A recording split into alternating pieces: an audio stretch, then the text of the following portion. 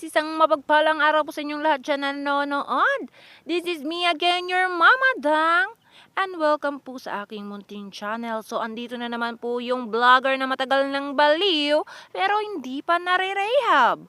So, ayan guys, ang video natin ngayon is tungkol sa pagre-repair po ng kulungan ng mga kambing ko. So, ayan, may dala po akong bara, martilyo, pako, ayan. Kasi nga, magre-repair si Mama Dang. At dahil wala tayong budget sa pangbili po ng mga yung pinsa kagaya ng mga barbed wire, ay dito tayo sa sa kawayan. Buti na lang marami ditong bayog. So ayan. Nanguha kasi ako kahapon ng bayog. At yun yung gagamitin ko dito. Bali, idodouble ko siya sa pinsang nasira na. Idodouble ko lang naman siya para doon na yung kambing magbangga-bangga. Yun na yung bubundulin niya. Bahala siya dyan sa buhay niya. Kasi yung mga toro talaga guys, ang lakas talagang manira ng pinsa. Kasi talagang binabangga nila yun eh. Sinusungag nila.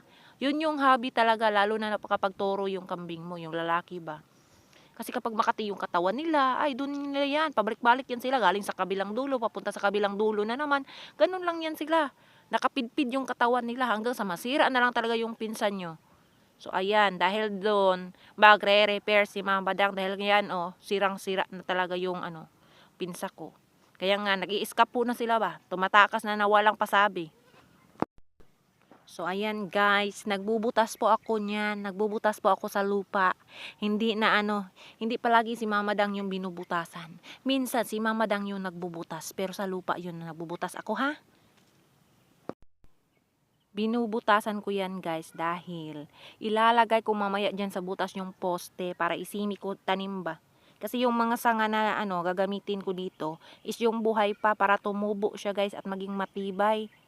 So, ayan. So, pagdating ng araw, kapag mabuhay siya, magkakasanga na siya, para lang, trim-trim na lang pagdating ng panahon. Hindi na ako paulit-ulit pa maglagay ng poste, di ba ganun? Mas matibay kasi kapag buhay yung poste mo. So, ayan. Nagbubutas yung Mama Dang yun, naghuhukay.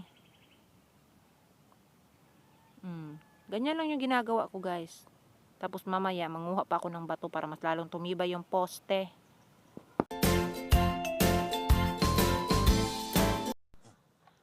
At dahil tapos nang magbuta, so maghukay yung Mama Dang nyo, ay syempre hakutan time na naman sa mga poste na gagamitin ko. At ayan nga kung makikita nyo, medyo may kabigatan po talaga. Diba? Pero carry lang yan ng Mama Dang nyo kasi nga sabi pa nila kapag baliw, malakas. Eh may pagkabaliw tong Mama Dang nyo eh, so malakas to. Malakas din tong mga tripping eh. So ayan nga, carry lang yan ni Mama Dang at linalagay ko yung mga poste ko sa butas. Para mamaya, babalatan ko na lang konti at itatanim. So, ayan guys. At syempre, tapos na si Mama Dang maghakot ng mga poste. Yan, bato na naman yung hinahakot ni Mama Dang. Kasi nga, mamaya, titipagin ko yung mga bato na yan.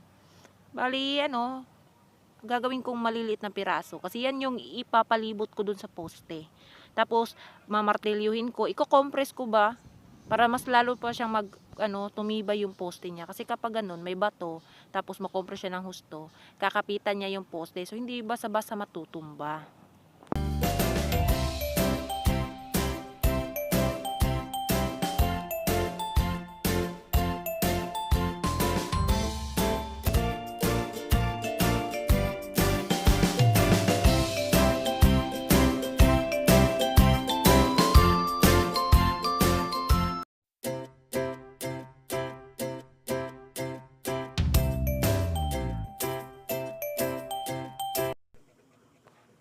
So, ito na po pala yung kinuha ko kahapon na bayog, guys. Yung bayog na kawayan, guys, ba? Yung pinutol ko, tapos blinag ko rin.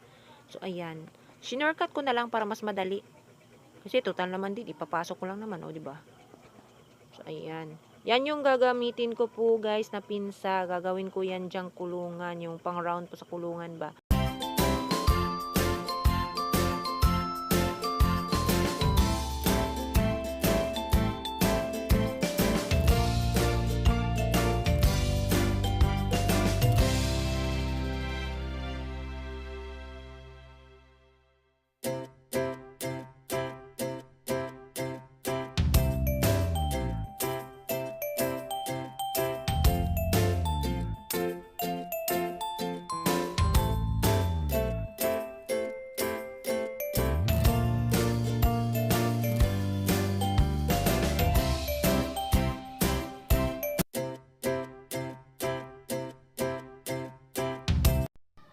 At syempre, dahil magsisimula na si Mama Dang sa paglalagay ng mga kawayan, ay inilabas ko na agad yung mga pako ko, tapos yung martilyo ko rin. Yung gamit ko naman po na pako is numero 2.5 at saka numero 3.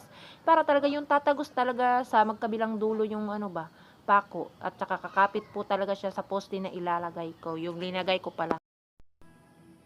At ayan guys, yung pintuan ko naman pala ay may problema din. So kung makikita nyo yan, halos humihiga na. Kaya pala kasi nga yung poste na nakalagay dyan pala is naputol na guys. Nabulok na pala yung ilalim. So ayan, nakapag-desisyon ako, nakukuha pa ako ng isang poste at lalagyan ko dyan, didikitan ko para tumibay siya.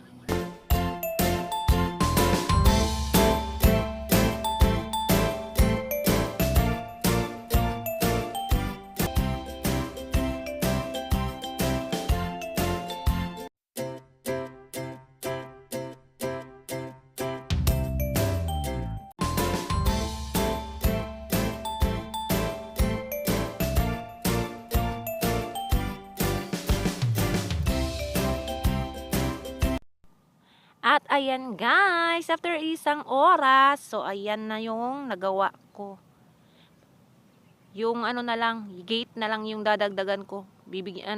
Lalagyan ko ng kawayan din yung gate. Kasi nga, kahit yung gate, sinisira talaga ng mga toro ko, ng mga kambing ko. Kasi dun sila pumipilpil.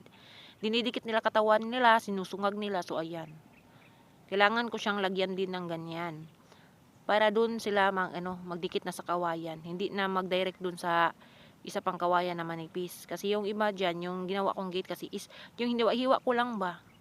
Hiniwa-hiwa ko na kawayan. So, ayan. Magdodouble ako sa kanya ng buong kawayan para dun na yung kambing. At saka hindi tali masira. So, ayan. Para hindi na tayo palaging repair ng repair kasi nakakapagod din, guys. Ang hirap kayang mamutol ng kawayan tapos hakutin mo pa. Ang bigat-bigat pa.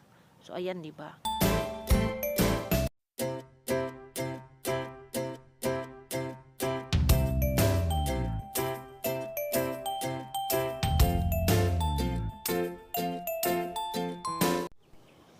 At ayan guys, hanggang dito na lang po guys dahil tapos na po ang mamadang nyo. Thank you so much po sa panonood. Love you mama, chup chup, bye bye.